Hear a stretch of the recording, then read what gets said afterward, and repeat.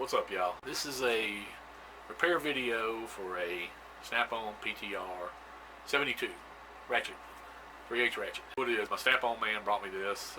I do tools for him all the time, and he said the customer complaining about it wants to twist all the time up here. That when it don't matter what they do, you can't get it to lock down. I mean, what they could do, they can't get it to quit twisting. So the customer's complaining about it. He said that he's had several people complaining about it on this tool. Basically what you got to do is tightening this up, like holding this, what he was trying to do, and tighten it tightens it up some, but you can still turn it by hand. What you got to do is get this cover off of here, down here, get down to the aluminum housing, and it's kind of got some notches on there. Basically they help to line up and keep this grip from twisting, but you can clamp down on that and you're able to tighten it without everything moving or whatever. What you want to do first is, I found it easiest with a 19mm socket and this little electric, but you can use any impact. It makes it a lot easier to take this. You got to take this inlet bushing out. So you're going to take this and just break it loose and unscrew it. And then underneath there's a spring. Okay. Set that off to your side. And down inside here, there's the throttle valve. It's a little. I'll show you what it is. Just take it, dump it out. It's plastic with a little metal tip on there. This is also if you have problems with the tool leaking, like running all the time, or when you hook it up, it wants to run or whatever. You'll have to replace this usually, and the little valve seat. There's a little neoprene valve seat down in there, and to get it out, you have to take something like I'm not going to do it because there's nothing wrong with it. You have to take something kind of like a little hook and get it down in there. When you look down there with a flashlight, you can see it, and get it, kind of pick it out. Sometimes usually they're busted up or whatever, so you have to pick out the pieces or whatever. And then going back with that is just the opposite. You'll get the new one, and you'll put it down there, make sure it's lined up. Usually what I'll do is I'll stick something like some kind of needle thing around the little seat, the little neoprene. Drop it down in there so it doesn't. And then you can just drop it down in there, and it goes in almost all the way. Then you take your little socket, about a little bit smaller than the inside diameter of this, on an extension, and just take it, and then you'll take it, put that socket on there, and kind of get it all lined up, and then just kind of whack it with your hand. Usually, it'll force that little neoprene seat down the final 1/4 of an inch into the right place. Then I'll show you what to do this. Now, the rest of this, you're gonna have to take this button out. This is your little throttle button. Now you gotta get this little piece off it. It's kind of a pain, and what you're gonna have to do, usually what I do, is take your little screwdriver and get started up under here, kind of pull it out, get some distance under there between the red part, which is the deflector. Anyway, kind of get around it like this, work it around, and then kind of start prying on it, and you got to kind of work it, and then once you basically can't pull it off, so you got to kind of work it up about a 1/2 inch or so, and it's easier in a vise, and I could put it in the vise, but I'm gonna see if I can do it like this real quick.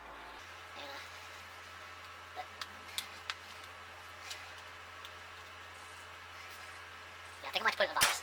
Hang on, let me reposition the camera. Okay, just what you want to do is just kind of grip it down here somewhere. Not real tight, it don't take a lot. You just kind of put a little tightness on so it doesn't quit. Basically your third hand, and then you're gonna take it like I was doing, and get up under there, kind of get it separated, and start kind of twisting it, kind of prying on it at the same time. It's kind of hard to do. You gotta put some muscle into it. So just kind of keep working around with the screwdriver, and kind of prying up a little bit, kind of gives you a little bit of assistance. Keep working around.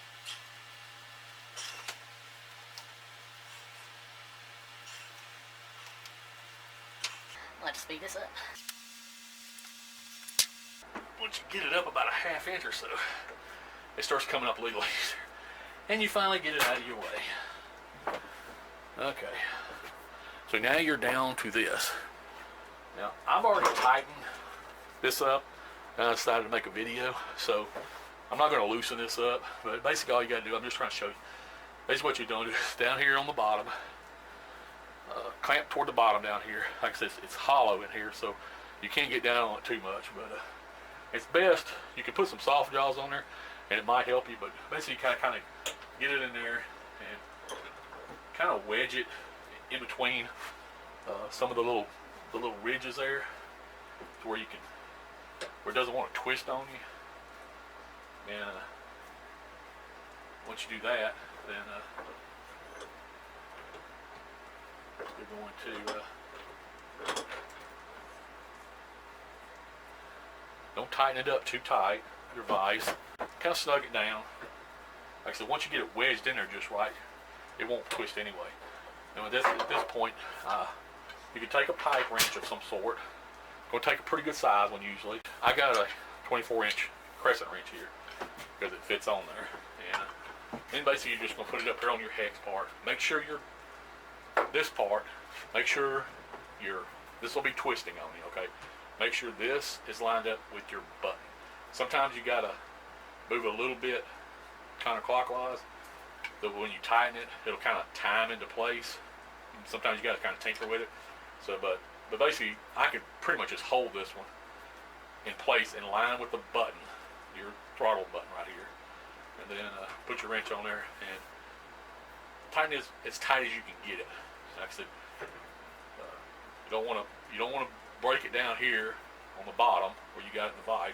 But anyway, tighten the crap out of it. Once you get that good tight where it doesn't want to move, then all you got to do then, and like I said, all it does then is just kind of, it'll kind of booger up a little bit right here, but all it is just this rubber. This rubber has little grooves on it. That's all it does. Is just slide over. You can try to clean them up if you just want to, but with a file or something. But it really doesn't. It's not like nothing on there. But slide this back over. Make sure your hole is lined up with this, where your button's going to go, and get it down. And when you get it down pretty tight, you kind of whack it down there, and it'll kind of right around this button here. You have to take a screwdriver or something to kind of make sure the rubber goes into the slot right here, and also down here you'll see it wants to kind of poke out. Make sure you just get everything where it goes back down inside this red deflector thing. Once you get all that in there, make sure it's down all the way flush. Okay, you got that back in there. Then all you're going to do is put that back in the vise, clamp it a little bit. Then you're going to take your button, your little button right here. Make sure it's got a little hole in there. Make sure the hole is pointed in the same direction as this inlet. So, because basically what's going to happen is this is going to come down and go inside that little hole, and so that when you push on this button, it basically cocks that valve, and that's what lets air go into your air motor. So you got to get this to line up with that little hole down inside there. So what you want to do is make sure this is in line with the hole, and you're going to have to get it in there. You're going to have to kind of look down there with a flashlight. Make sure the hole in that pin is in basically about the position where you can get to it. Then you're going to have to take being as this thing's plastic down here, you're going to have to take something like a long skinny, no you don't know, some valves are metal and have a little metal tip, and you can just use a magnet on them. This one, you might get lucky and drop it in there, you might get lucky and hit the hole, but it's kind of hard. So usually what I do is I have a long skinny cheap needle nose pliers. Take it, get it like this, grip it pretty tight where it doesn't want to move around on you. Anyway, then you're just going to take that thing and slide it down in there, and you got to kind of feel for it. You'll kind of feel it. The button won't want to pull out anymore when you go in the thing, so you can't pull out. Then just let off on it, and now it's in there. Okay. Now you're going to take your spring, the cone part, the little part of the cone is going to go down, the bigger part's going to go up. Drop it down in there. Make sure it goes up over the little tip. Usually it's kind of self-aligning, so you don't have to really worry about it. You can look down there with a flashlight, make sure, but then you just take your fitting and screw it back in there. And tighten it back up. Tighten it back up. You can check it out. Make sure your button's pushing in and out. Hook your up to it.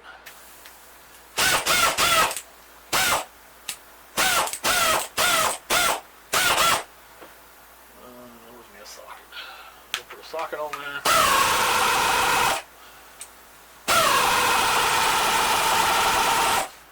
Okay, make sure it's hammering. Still feels good and tight.